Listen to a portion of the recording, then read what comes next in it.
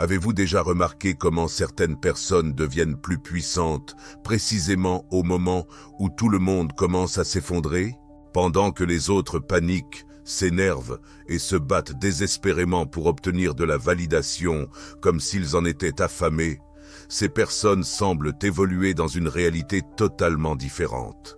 Elles ne réagissent pas, n'expliquent pas et ne courent absolument pas après quoi que ce soit. Pourtant, d'une manière ou d'une autre, tout le monde gravit autour d'elle comme si elle dégageait une sorte d'attraction magnétique invisible. Ce n'est pas un miracle, c'est ce qui arrive quand on utilise l'éveil spirituel comme une arme. La plupart pensent que l'éveil vous rend faible, passif, une sorte de personne spirituelle qu'on peut écraser. Ils se trompent, c'est exactement l'inverse. Le véritable éveil, celui que Carl Jung a réellement décrit, ne vous transforme pas en paillasson, il vous rend complètement intouchable. Voici ce qui se passe vraiment, quand vous vous réveillez vraiment. Pendant que tout le monde subit des crises émotionnelles, vous devenez stratégiquement détaché. Pendant qu'ils cherchent désespérément l'approbation comme si c'était de l'oxygène, vous cessez d'en avoir besoin. Et soudain, tout le monde lutte pour attirer votre attention. Pendant qu'ils argumentent et défendent chaque détail, vous agissez simplement avec une autorité intérieure inébranlable. Carl Jung a appelé cela l'individuation. Mais soyons honnêtes sur ce que ça signifie vraiment. Vous cessez d'être contrôlé par le chaos des autres, et cela fait de vous la personne la plus puissante dans n'importe quelle pièce. Réfléchissez-y. Qui a vraiment de l'influence ? Celui qui essaie constamment de convaincre tout le monde qu'il a raison, ou celui qui est tellement centré qu'il n'a besoin de convaincre personne? Celui qui quémande le respect, ou celui dont la simple présence impose le respect sans prononcer un mot? Jung a découvert que le véritable éveil spirituel ne consiste pas à devenir ces personnes faibles, douces et lumineuses. C'est devenir pleinement souverain. Et la souveraineté, c'est du pouvoir pur, sans combat. Si vous en avez assez d'être le support émotionnel de tout le monde et que vous voulez inverser la dynamique pour que les gens viennent chercher votre énergie, au lieu de la puiser, restez ici. La plupart ne voient jamais ce stade. Une fois cette étape franchie, vous ne donnerez plus jamais votre pouvoir comme avant. Mais voici ce que personne ne vous dit sur le véritable éveil spirituel, et pourquoi la plupart de ceux qui se prétendent spirituels sont en réalité les personnes les plus pathétiques dans une pièce. Tu sais exactement de qui je parle, ce collègue qui accepte de se voir refiler toujours plus de travail parce qu'il est trop gentil, cet ami qui prête de l'argent au même tir au flanc, encore et encore, parce qu'on ne devrait pas juger, la personne trompée qui reste par croyance en l'idée que les relations demandent des sacrifices. Ces personnes ont transformé la spiritualité en un prétexte pour se laisser piétiner. Elles sourient pendant que leur patron leur crie dessus, convaincus que la colère n'est qu'une forme de douleur. Elles laissent leurs enfants leur manquer de respect sous l'idée que les enfants sont nos enseignants. Elles restent dans des relations toxiques parce qu'elles pensent que tout le monde mérite de la compassion. Et le pire, elles en sont fières. Elles croient sincèrement que leur comportement de paillasson les rend éclairés. Elles pensent qu'être la poubelle émotionnelle de tout le monde est une forme de croissance spirituelle. Elles se sont persuadées qu'avoir zéro limite est d'une certaine manière divin. Voici ce qui est vraiment inquiétant dans tout ça. Nous avons été conditionnés à penser ainsi. Il y a 50 ans, les parents imposaient le respect dans leur foyer. Les enseignants avaient de l'autorité dans leur classe. Chacun comprenait la hiérarchie, les limites et que le respect se mérite.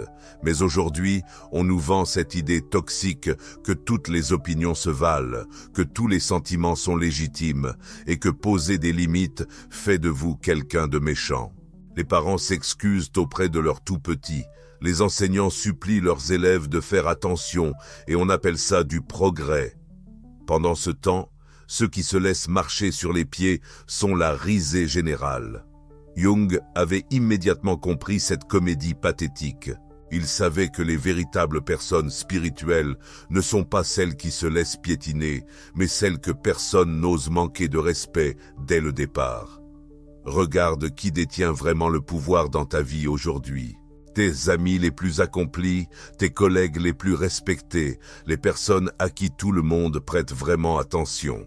Ce ne sont certainement pas ceux qui parlent constamment d'amour et de lumière. Loin de là. Ce sont ceux qui savent dire non sans se justifier.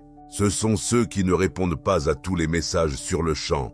Ce sont ceux qui se font payer à leur juste valeur sans en rougir.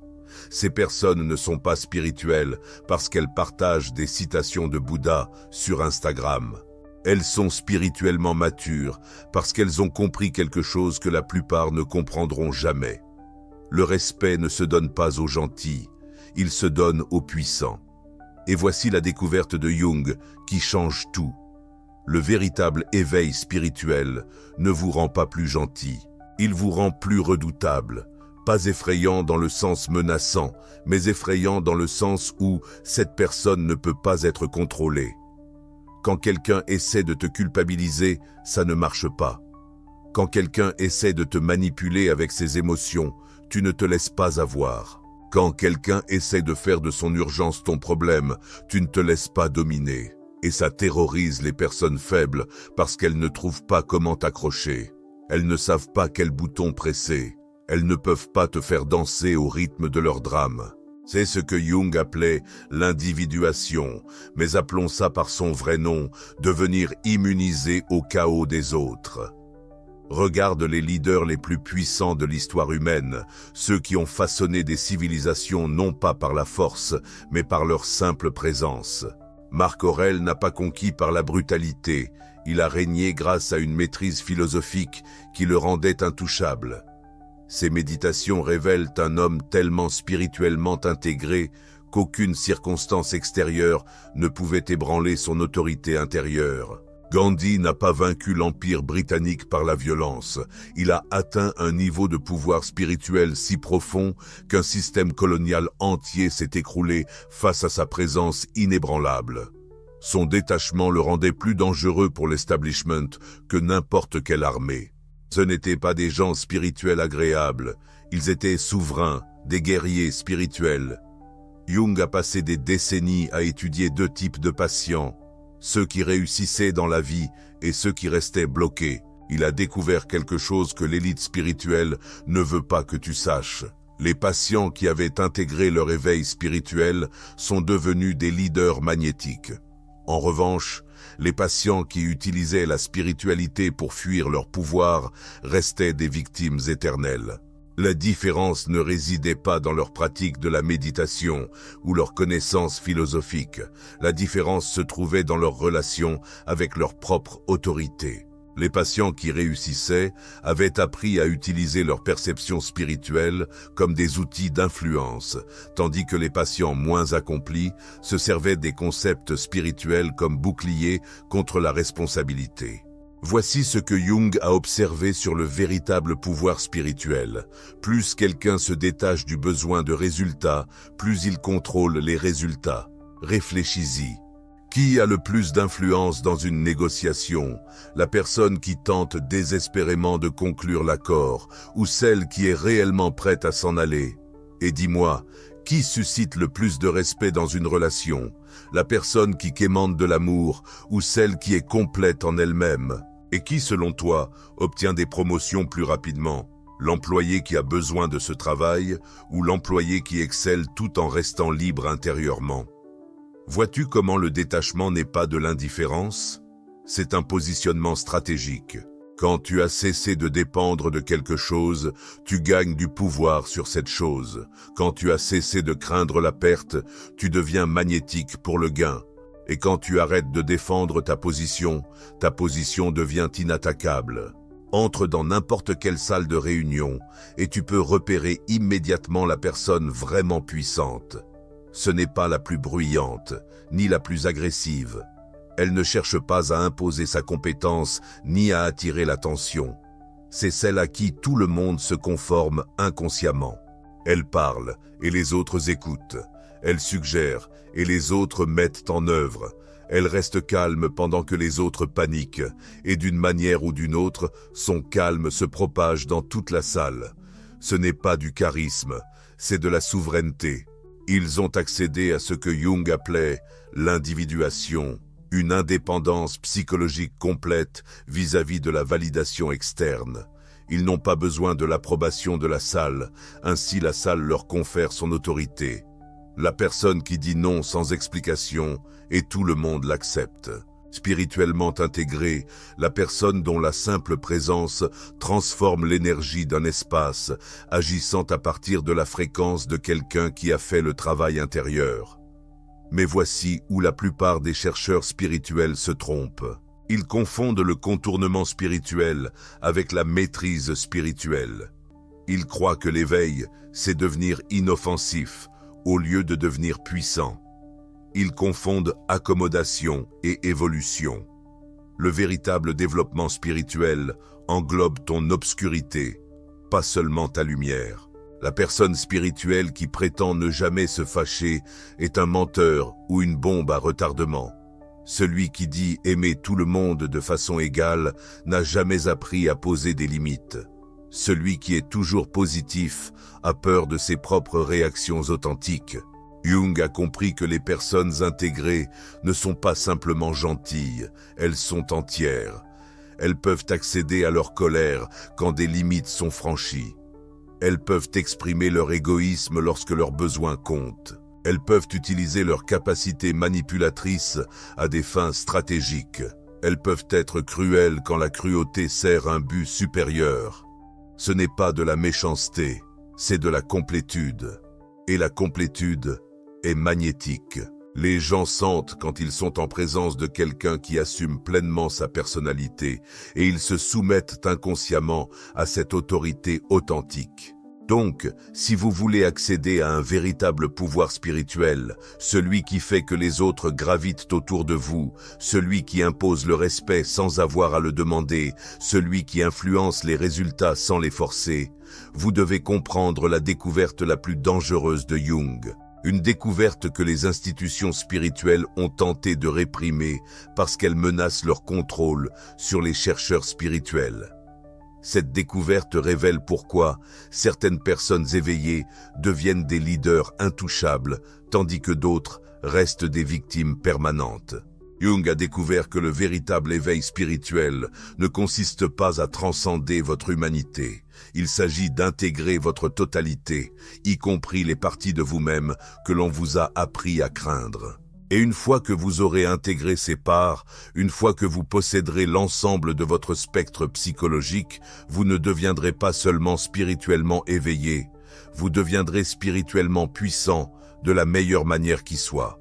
Mais Jung a fait une découverte qui a tellement dérangé l'establishment spirituel qu'il a tenté de supprimer son travail entièrement. Une découverte qui explique pourquoi la plupart des personnes éveillées restent impuissantes toute leur vie, tandis qu'une petite élite devient absolument magnétique. Jung a mis au jour que votre plus grand pouvoir est enfoui dans votre ombre, pas dans votre lumière, ni dans vos qualités positives, ni dans vos vertus spirituelles. Votre pouvoir réside dans tout ce que l'on vous a appris à nier en vous-même. Mais voici ce que Jung a observé, ce que personne ne voulait entendre. Chaque tradition spirituelle, chaque système religieux, chaque philosophie de développement personnel enseignait aux gens à couper en eux la moitié d'eux-mêmes. Ne soyez pas en colère, ne soyez pas égoïste. Ne soyez pas manipulateur, ne soyez pas cruel, ne soyez pas avide, ne soyez pas rancunier. Mais Jung a posé une question dangereuse. Que deviennent ces qualités? Disparaissent-elles simplement? La réponse terrorisait tout le monde. Non, elles s'enfouissent. Elles deviennent votre ombre, et c'est depuis l'ombre qu'elle vous contrôle totalement. L'ombre ne disparaît pas quand vous la réprimez. Elle devient votre maître. Jung a étudié des centaines de patients pendant des décennies et il a remarqué un schéma qui a changé la psychologie à jamais. Les patients qui tentaient d'être uniquement bons devenaient les plus manipulateurs. Ceux qui niaient leur colère devenaient des destructeurs passifs agressifs. Les patients qui ont réprimé leur égoïsme sont devenus des martyrs qui manipulent par la culpabilité. Ceux qui ont rejeté leur désir de pouvoir sont devenus des tyrans discrets, mais les patients qui ont accepté leur ombre, eux, ils sont devenus lumineux. Non pas parce qu'ils ont laissé leurs pulsions sombres s'exprimer, mais parce qu'ils les ont intégrées consciemment. Ils ont cessé d'être contrôlés par ce qu'ils refusent de reconnaître. C'est exactement ça. Lorsque vous intégrez pleinement toutes les parts de vous-même, y compris celles que vous avez appris à cacher ou à nier, quelque chose de puissant se produit. Vous arrêtez de gaspiller de l'énergie à cause de conflits internes. Vous cessez d'être en guerre avec vous-même. Vous arrêtez de projeter votre ombre non reconnue sur les autres. Vous devenez entier et l'intégralité est magnétique. C'est tellement important. Ce n'est même pas une question de devenir une meilleure personne. Il s'agit de devenir une personne authentique. Réfléchissez-y. La plupart des gens errent comme des fragments d'eux-mêmes. Ils ont renoncé à leur colère, alors ils deviennent passifs-agressifs. Ils ont rejeté leur égoïsme, alors ils deviennent des martyrs qui en veulent secrètement à tout le monde. Ils ont nié leur pouvoir, alors ils deviennent des victimes qui blâment les autres. Mais quand vous intégrez votre ombre, quand vous reconnaissez votre capacité à l'égoïsme, à la colère, à la manipulation et à la domination, vous cessez d'être contrôlé inconsciemment par ces forces. Vous pouvez choisir quand être égoïste et quand être généreux. Vous pouvez choisir quand exercer votre pouvoir et quand prendre du recul. C'est ce que Jung entendait par individuation, devenir entier, pas juste, bon. Et quand vous êtes entier, les gens le sentent. Ils perçoivent que vous ne cachez rien. Ils savent que vous ne faites pas semblant d'être quelqu'un d'autre. Ils reconnaissent que vous avez intégré des parts de vous-même dont ils fuient encore. C'est magnétique. C'est ça, le vrai pouvoir. C'est ce qui fait que les gens gravitent autour de vous, plutôt que vous deviez aller les chercher. Mais Jung ne préconisait pas de devenir un psychopathe. Il y a une différence essentielle entre l'intégration de l'ombre et un comportement destructeur. Entre posséder votre obscurité et en être possédé. Les psychopathes sont contrôlés par leur ombre. Ils agissent de manière inconsciente. Ils sont esclaves de leurs impulsions. Les personnes intégrées, elles, maîtrisent leur ombre. Elles choisissent en pleine conscience. Elles contrôlent leurs impulsions. La différence, c'est la conscience. Quand vous intégrez votre capacité à la colère, vous pouvez l'employer stratégiquement lorsque vos limites sont dépassées sans réagir impulsivement. Lorsque vous acceptez vos capacités de manipulation, vous pouvez influencer les résultats de manière habile, sans pour autant être compulsif. En acceptant votre égoïsme, vous pouvez prioriser efficacement vos besoins, sans être cruel. C'est ce que Jung appelait tenir le paradoxe des contraires. Vous devenez capable de tout, mais choisissez consciemment ce qui sert votre plus grand bien et celui de tous. Jung a élaboré un processus pour reprendre votre pouvoir sur l'ombre. Commencez par identifier ce que vous reprochez le plus aux autres. Tout ce qui déclenche vos réactions les plus vives révèle vos qualités refoulées. Détestez-vous les personnes manipulatrices ? Vous avez réprimé votre propre pensée stratégique. Méprisez-vous les arrogants. Vous avez rejeté votre propre fierté légitime. Jugez-vous les égoïstes. Vous avez renié vos propres besoins.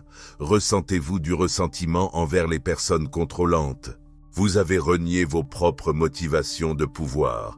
Jung disait un jour, « Tout ce qui nous irrite chez les autres peut nous conduire à une meilleure compréhension de nous-mêmes. » Ensuite, reconnaissez comment vous exprimez ces qualités inconsciemment.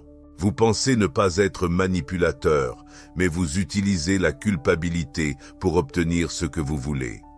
Vous pensez ne pas être arrogant, mais vous jugez ceux qui ne sont pas aussi conscients que vous. Vous pensez ne pas être égoïste, mais vous attendez que les autres se sacrifient pour votre cheminement spirituel. Vous pensez ne pas être contrôlant, mais vous retirez votre amour lorsque les autres ne répondent pas à vos attentes. Comportement 5. L'auto-sacrifice. On vous a souvent décrit comme fiable, solide, inébranlable, celui qui est toujours là, qui ne se plaint jamais, qui gère tout. Et pendant un temps, vous avez porté cela comme une armure. Vous avez pris la relève, resté tard, payé l'addition, géré la crise.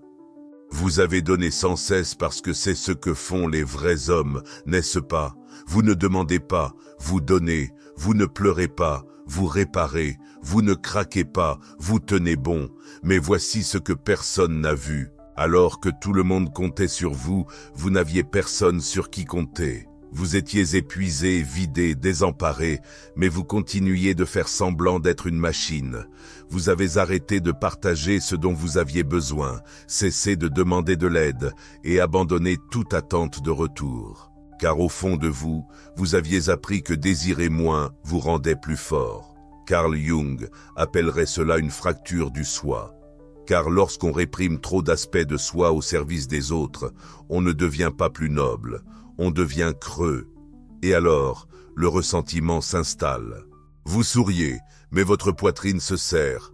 Tu aides, mais tu espères secrètement que quelqu'un finira par demander « Ça va ?» Personne ne le fait jamais, parce que tu les as habitués à ne pas le faire. Chaque fois que tu as ignoré ta propre fatigue pour rester disponible, tu as appris au monde à considérer ton énergie comme inépuisable. Voici le problème. Ça n'a pas commencé avec ton partenaire, ton patron ou tes amis. Ça a commencé la première fois que tu as cru que l'amour se mérite en étant indispensable.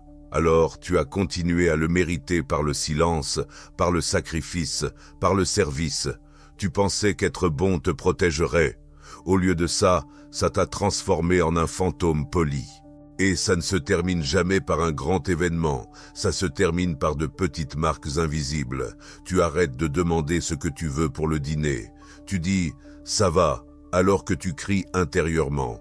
Tu te réfugies dans le travail, la distraction ou le silence, non pas parce que tu ne te soucies plus, mais parce que le fait de te soucier a commencé à te coûter trop. Tu veux savoir ce qu'est la vraie force? Ce n'est pas tout donner. C'est savoir où tu t'arrêtes et où commencent les autres.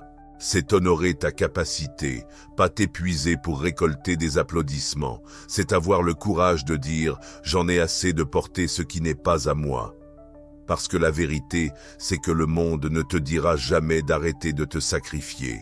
Tu dois prendre cette décision toi-même. Puis on arrive au comportement le plus douloureux de tous, celui qui transforme ton âme en monnaie d'échange, juste pour avoir une chance de te sentir à ta place quelque part. Comportement numéro 6, accepter l'abus pour appartenir. Tu es resté, non pas parce que c'était agréable, ni parce que tu étais aveugle, mais parce que partir semblait pire que de subir la maltraitance. Tu as trouvé des excuses. Ils traversent beaucoup de stress. Ils ne savent simplement pas comment l'exprimer. Ce n'est pas si grave. J'ai déjà vécu pire. Tu t'es convaincu que la loyauté signifiait endurance, que l'amour devait être difficile et que le sacrifice prouvait ton engagement. Mais au fond, tu ne restais pas par amour. Tu restais parce que tu avais peur d'être seul. C'est ce qui rend ce schéma si destructeur. Ça ressemble à de la dévotion, mais c'est de la survie. Carl Jung en parlait sans détour. Le plus lourd fardeau qu'un enfant peut porter est la vie non vécue de ses parents. Et si ta valeur dépendait de ta performance pendant ton enfance, si l'amour était toujours soumis à des conditions, et si le silence semblait plus sûr que l'honnêteté, alors tu as été programmé dès le départ pour tolérer la douleur, si cela signifiait rester inclus. Donc tu as supporté tout ça, les critiques, le mépris, les petites piques incessantes, le fait de rejeter la faute sur les autres, les menaces, les punitions déguisées en retour d'informations et la nécessité de marcher sur des œufs juste pour garder le lien vivant. Et peut-être pensais-tu que cela te rendait fort, mais voilà ce qui s'est vraiment passé. Tu t'es effacé, tu es devenu ce dont ils avaient besoin, pas la personne que tu es vraiment. Tu as réduit ta vérité, ignoré ton intuition et remodelé ta personnalité autour de leurs états d'âme. À chaque fois que tu as sacrifié une part de toi-même pour la paix, tu as appris à ton système nerveux que d'être choisi était plus important que d'être entier. Et voici le retournement qui fait le plus mal. Ce n'était pas seulement eux qui te faisaient ça, c'était aussi toi qui te le faisais. Chaque fois que tu es resté silencieux alors que tu avais besoin de t'exprimer, chaque fois que tu as encaissé des reproches qui ne t'étaient pas destinés, et chaque fois que tu as minimisé ta propre douleur pour faire plaisir à quelqu'un d'autre, tu ne faisais pas que subir des abus, tu les acceptais comme ta place. Mais sois clair, au moment où rester connecté exige de trahir ta propre essence, ce n'est pas une connexion, c'est de la captivité. Tu ne dois pas mériter l'amour en souffrant. Tu n'as pas à continuer à prouver ta valeur à des personnes qui profitent de ton silence. Tu n'as pas à supplier pour appartenir, parce que si quelqu'un ne t'apprécie que lorsque tu es diminué, il ne t'apprécie pas. Il apprécie ta soumission. Et maintenant que tu en prends conscience, tu as un choix. Tu peux continuer à te diminuer pour leur confort, ou tu peux te retirer de ce spectacle, parce que la prochaine prise de conscience change tout. La vérité que la plupart des gens ne comprennent jamais, parce qu'il est plus facile de blâmer les autres que d'affronter cette réalité froide et tranchante. Tu ne fais pas que tolérer ces comportements, tu les as reproduits. Voici la partie que personne ne veut admettre. Tu n'es pas seulement celui qui a été blessé, tu es aussi devenu celui qui blesse.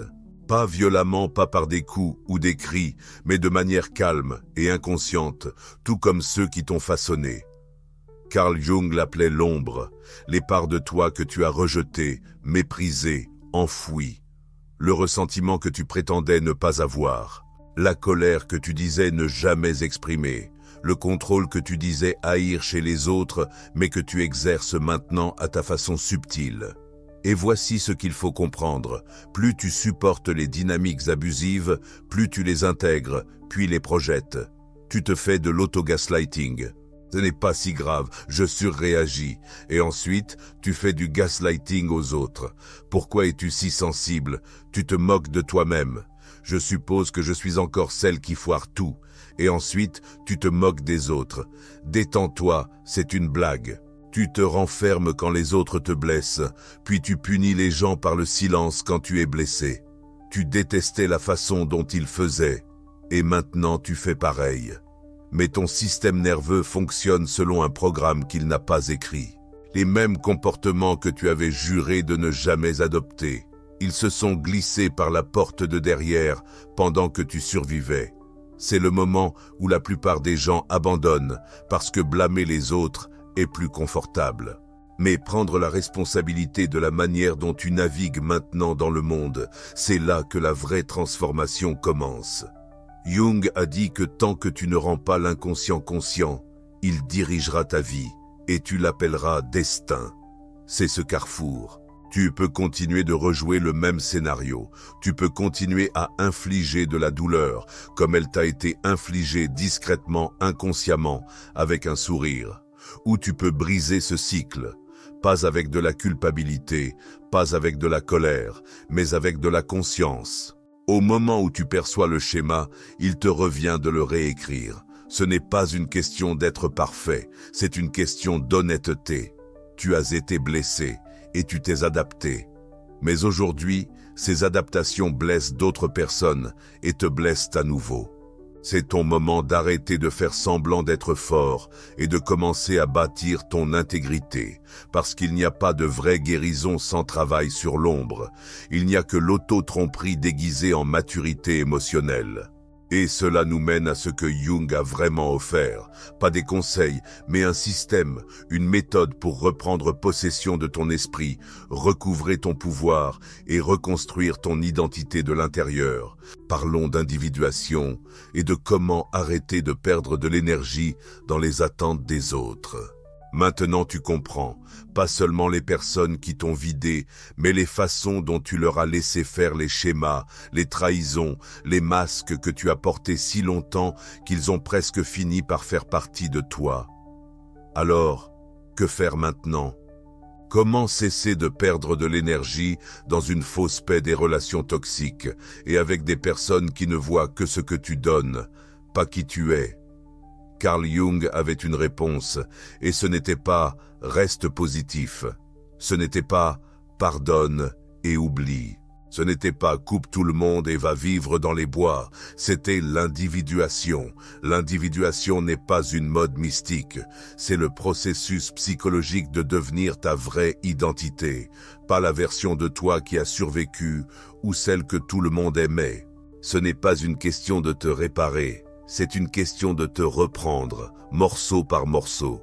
Et ça commence par ceci, la conscience plutôt que l'amnésie. Arrête de faire semblant de ne pas voir le schéma. Arrête de justifier un comportement qui te paraissait étrange. Arrête de penser que ton épuisement est normal. Si ça te draine, te déforme, te rend silencieux, ça compte. Appelle ça par son nom. C'est de la manipulation. C'est se trahir soi-même. C'est la peur qui mène le spectacle. La clarté, c'est le pouvoir. Si tu ne le nommes pas, tu ne peux pas le changer. 2. Les limites plutôt que la performance. Une limite n'est pas un mur, c'est une affirmation de ce à quoi tu ne renonceras plus. Tu n'as pas besoin de crier, tu n'as pas besoin d'expliquer pendant des heures. Il te faut une phrase honnête. Ça ne me convient pas. Je ne suis pas disponible pour ce genre de conversation. Si ça se reproduit, je ne resterai pas.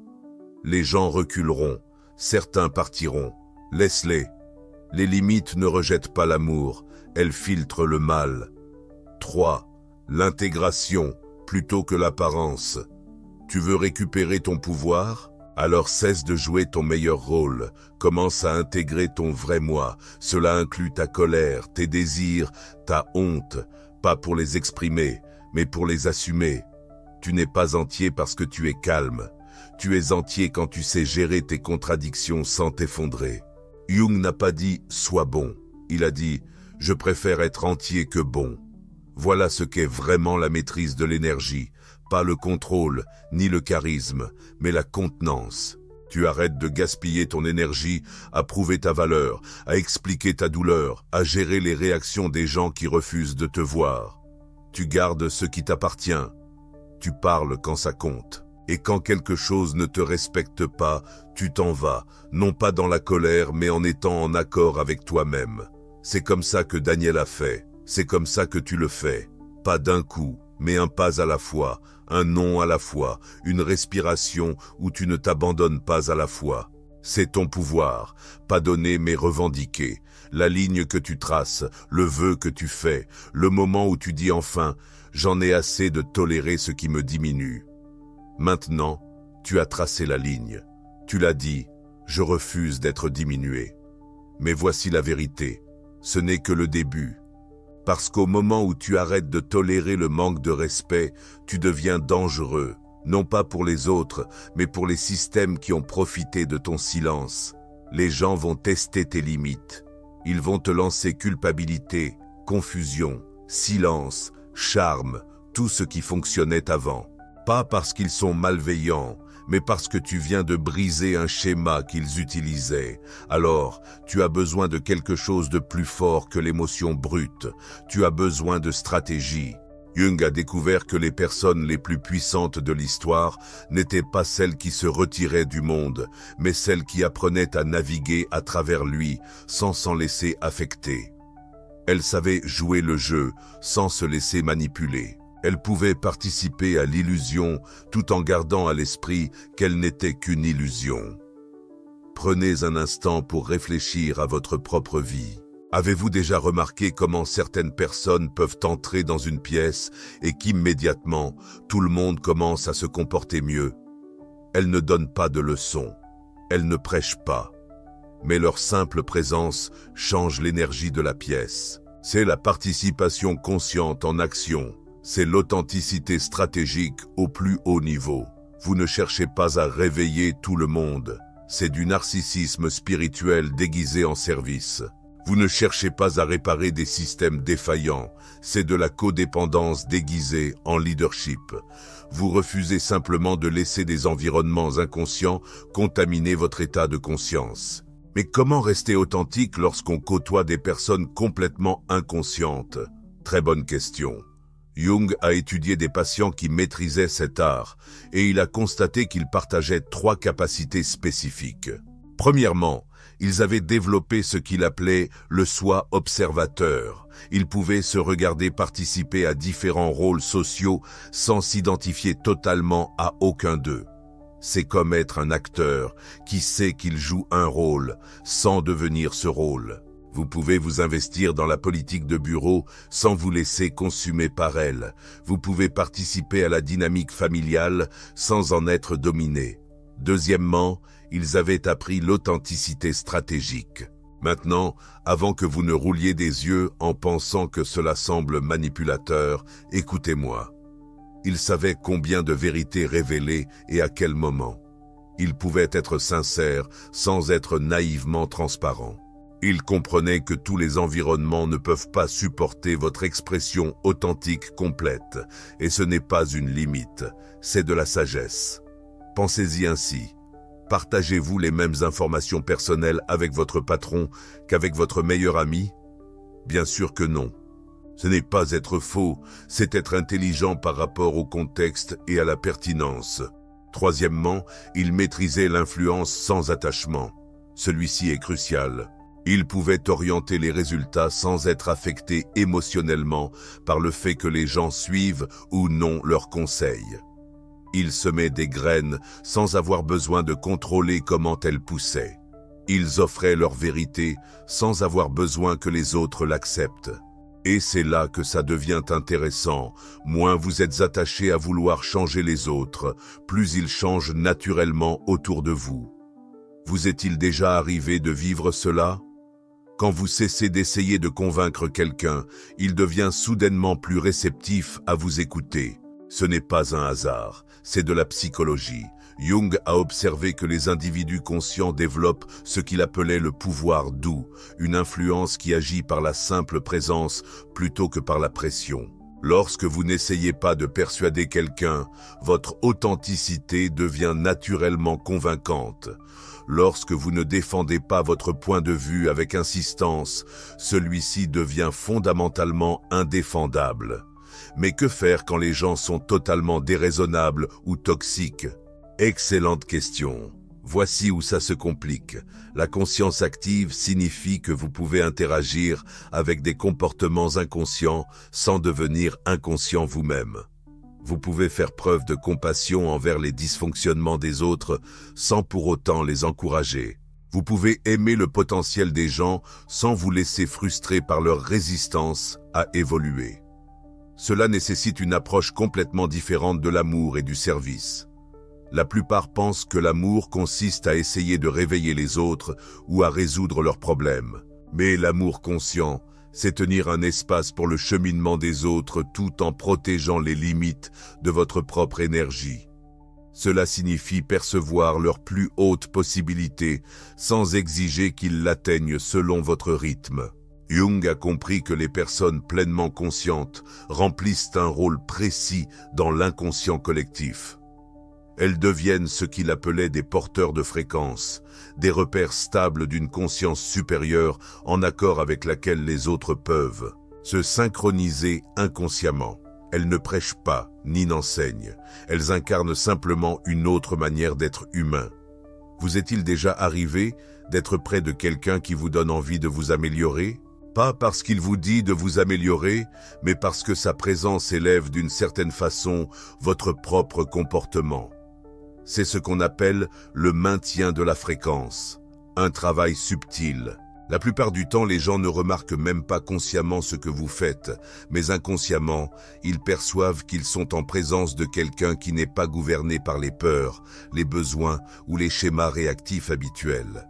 Et cette présence à elle seule commence à transformer le champ autour de vous. Le test ultime de la participation consciente est le suivant. Pouvez-vous aimer l'humanité dans son ensemble, y compris son inconscience, sans vous perdre dans cette inconscience?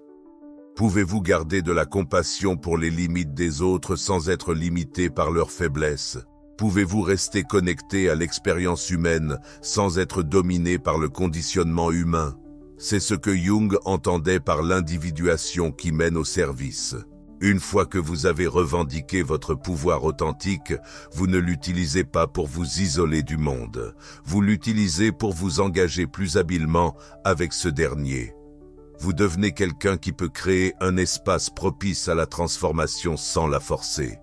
Mais voici le problème. La participation consciente n'est pas un exploit ponctuel. C'est une pratique quotidienne qui nécessite un recalibrage constant. Parce que le monde testera votre engagement envers la conscience chaque jour. Et la manière dont vous gérez ces épreuves déterminera si vous conservez votre pouvoir ou si vous l'abandonnez. C'est la dernière maîtrise que nous devons explorer. Voici ce que Jung a découvert et que la plupart des gens ne réalisent jamais. Obtenir du pouvoir est en fait la partie facile. Mais le garder, c'est là que 99% des gens échouent de façon spectaculaire. Vous l'avez probablement constaté vous-même. Quelqu'un vit un éveil spirituel, intègre son ombre, développe une certaine souveraineté, puis, 6 mois plus tard, il retombe dans ses anciennes habitudes. Que s'est-il passé? C'est parce qu'il est tombé dans ce que Jung appelait le piège de la corruption du pouvoir. Pas le genre évident où les gens deviennent des tyrans, mais ce piège subtil où les individus éveillés commencent à utiliser leur conscience comme une nouvelle stratégie égocentrique. Jung a étudié ce phénomène de manière obsessionnelle parce qu'il a vu cela détruire beaucoup de ses patients. Il faisait le travail, gagnait un pouvoir authentique, puis mettait immédiatement leur éveil au service d'une arme contre les autres. Ils devenaient des narcissiques spirituels qui regardaient de haut les personnes inconscientes. Ils utilisaient leurs connaissances psychologiques pour manipuler les situations. Ils transformaient leur souveraineté en sentiment de supériorité. Mais attendez, vous vous demandez peut-être, n'est-ce pas le but de devenir plus puissant que les autres? Non. Et c'est précisément le piège dont Jung mettait en garde. Le vrai pouvoir ne consiste pas à être meilleur que les autres. Il consiste à être libre du besoin d'être meilleur qu'eux. Dès le moment où vous commencez à utiliser votre éveil pour vous sentir supérieur, vous perdez complètement cet éveil. Vous avez simplement créé une structure d'ego plus sophistiquée. Jung a identifié 3 principes de pouvoir durable qui distinguent les leaders authentiques des narcissiques spirituels. Le premier principe, le pouvoir par le service et non par la domination. Voici le paradoxe que Jung a découvert. Plus vous utilisez votre pouvoir pour servir quelque chose de plus grand que vous, plus votre puissance grandit. Mais dès que vous commencez à accumuler du pouvoir pour votre confort personnel, il commence à s'effacer. Pensez aux personnes les plus influentes que vous connaissez. Sont-elles celles qui essaient constamment de prouver leur supériorité ou celles qui utilisent leur énergie pour apporter quelque chose de significatif? La différence devient évidente dès que vous la percevez. Mais cela ne fait-il pas de moi un paillasson? Excellente question. Non, car le service issu de la souveraineté est totalement différent du service motivé par la codépendance. Lorsque vous servez par codépendance, vous essayez de gagner de l'amour et de l'approbation. Lorsque vous servez par souveraineté, vous exprimez votre énergie authentique et votre joie. Le pouvoir vient de la contribution. Deuxième principe, une croissance continue plutôt qu'un accomplissement figé. Jung a réalisé que dès que vous pensez avoir atteint un certain niveau spirituel, vous commencez à décliner. Le pouvoir nécessite une évolution constante. La phrase la plus dangereuse dans le travail de conscience est « J'ai tout compris ». Pourquoi? Parce que le monde continue de changer, les relations évoluent et de nouveaux défis surgissent sans cesse. La souveraineté qui vous servait dans la vingtaine peut ne plus fonctionner dans la quarantaine. Les limites qui vous ont protégé en tant que personne seule peuvent demander des ajustements en couple. Donc, je ne peux jamais simplement me reposer sur mes acquis. Bien sûr, vous pouvez célébrer votre progression, mais dès que vous cessez de grandir, vous commencez à stagner. Et la stagnation tue le pouvoir plus sûrement que presque tout autre facteur. Troisième principe, responsabilité sans attachement. C'est la vision la plus affinée de Jung. Le véritable pouvoir s'accompagne de responsabilité, non pas parce que vous devez l'accepter, mais parce que vous y êtes naturellement appelé.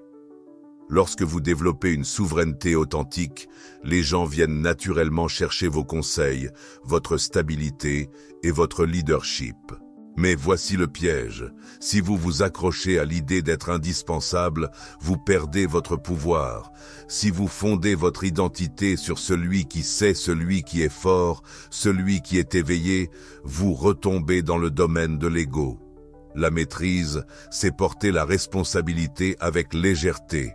Vous servez quand on vous sollicite, vous menez quand c'est nécessaire, mais vous ne restez pas accroché à ce rôle.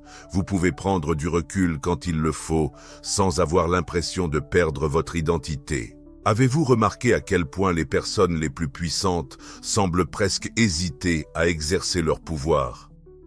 C'est parce qu'elles savent que la véritable autorité vient du fait de ne pas avoir besoin d'être en autorité.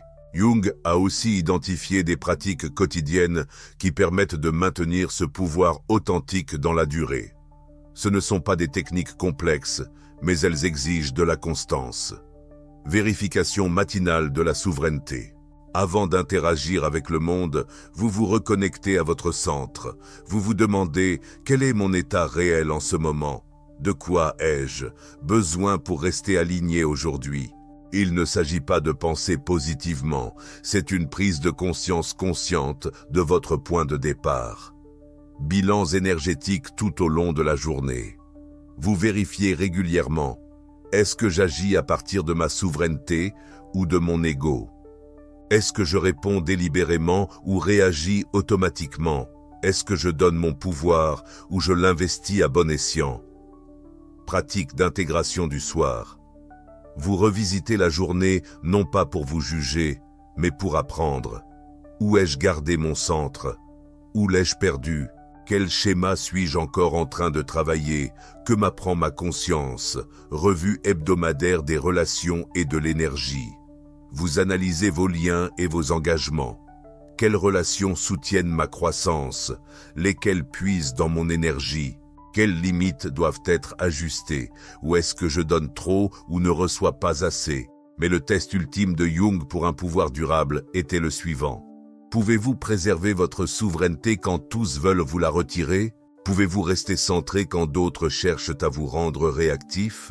Pouvez-vous rester authentique sous pression pour performer? Parce que voici ce que Jung avait compris. Le monde testera sans cesse votre engagement envers la conscience.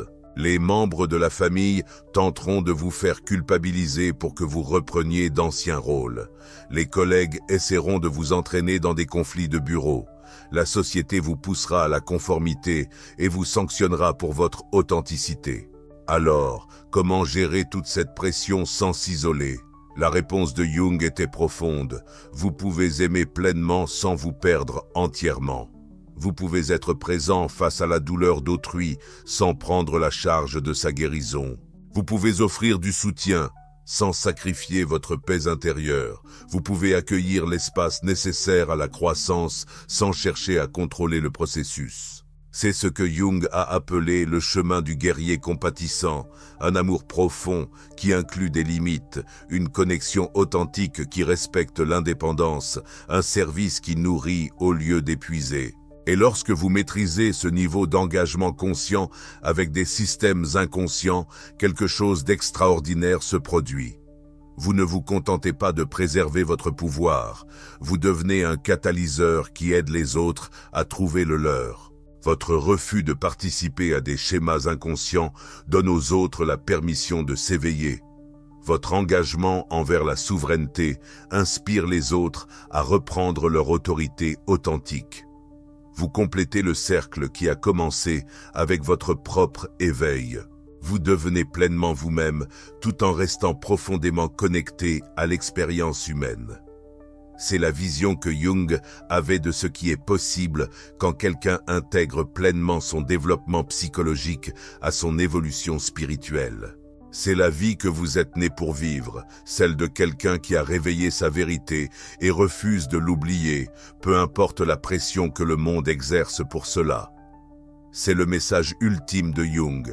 Transformez-vous complètement et vous transformez tout. Écoutez, je vais être franc avec vous. Vous avez maintenant quelque chose que la plupart des gens ne comprendront jamais, le véritable plan d'action pour un pouvoir authentique que Jung a découvert après des décennies à travailler avec des personnes qui ont réellement transformé leur vie. Ce n'est plus une théorie. Vous savez comment reprendre votre pouvoir à partir de votre ombre. Vous comprenez comment devenir psychologiquement souverain. Vous avez appris à gérer votre énergie comme la précieuse ressource qu'elle est. Et surtout, vous savez comment rester conscient dans un monde inconscient. Mais voilà, et Jung serait le premier à vous le dire, tout cela ne vaut absolument rien si vous ne le mettez pas en pratique. J'ai vu trop de personnes s'enthousiasmer pour ce genre d'informations, se sentir inspirées pendant une semaine, puis retomber aussitôt dans leurs anciens schémas. Ne soyez pas cette personne. La prochaine fois que quelqu'un essaiera de vous culpabiliser parce que vous posez vos limites, céderez-vous. Ou vous souviendrez-vous de ce dont nous avons parlé et resterez-vous ferme. Quand quelqu'un appuiera sur vos boutons demain, réagirez-vous à partir de vos blessures ou répondrez-vous depuis votre souveraineté? Car honnêtement, le monde a désespérément besoin de personnes qui ont fait ce travail, pas plus d'enseignants spirituels ou de gourous de l'auto-assistance, mais des gens ordinaires ayant intégré leur ombre et appris à agir à partir de leur pouvoir authentique. Chaque fois que vous choisissez la conscience plutôt que le conditionnement, vous donnez littéralement aux autres la permission de faire de même. Votre courage à être authentique rend la vie plus sûre pour que les autres puissent l'être aussi. Votre refus de rester dans l'ombre rappelle aux autres leur propre grandeur enfouie. Il ne s'agit pas simplement de réparer votre vie, même si cela arrivera, c'est d'abord faire partie de la solution à la crise de conscience que nous traversons tous. Si ce que nous avons exploré ensemble aujourd'hui vous a touché au cœur, si vous vous reconnaissez dans les insights de Jung et que vous êtes prêt à arrêter de donner votre pouvoir, restez connecté à ce travail. Abonnez-vous, car je vais continuer à vous apporter la véritable psychologie de la transformation, pas les contournements spirituels édulcorés que l'on voit partout ailleurs. Écrivez. Restez souverain dans les commentaires si vous êtes sérieux à propos de ce chemin. Faites-moi savoir que vous n'êtes pas là simplement pour consommer du contenu, mais pour réellement incarner ce que Jung a découvert. Et regardez la playlist de Jung si vous souhaitez approfondir le travail sur l'ombre et les pratiques de souveraineté. C'est là que la véritable transformation se produit dans l'application quotidienne de ces principes. Oh, et inscrivez-vous à la newsletter hebdomadaire si vous voulez recevoir des insights sans filtre qui vous aideront à avancer sur ce chemin. Pas de remplissage, pas de contournement spirituel, juste les vrais outils pour l'intégration psychologique. Écoutez, Jung a passé sa vie à comprendre cela pour que vous n'ayez pas à réinventer la roue. Votre mission maintenant est de prendre ce qu'il a découvert et de le faire vôtre. Votre authenticité n'est pas juste un plus agréable à avoir, c'est essentiel pour vous, pour vos relations, pour tous ceux dont vous touchez la vie. Arrêtez de rester dans l'ombre. Le monde a besoin de ce que vous apportez lorsque vous agissez à partir de votre pouvoir intégré. Tout commence par votre choix d'être pleinement vous-même. Faites ce choix et voyez tout le reste se mettre en place.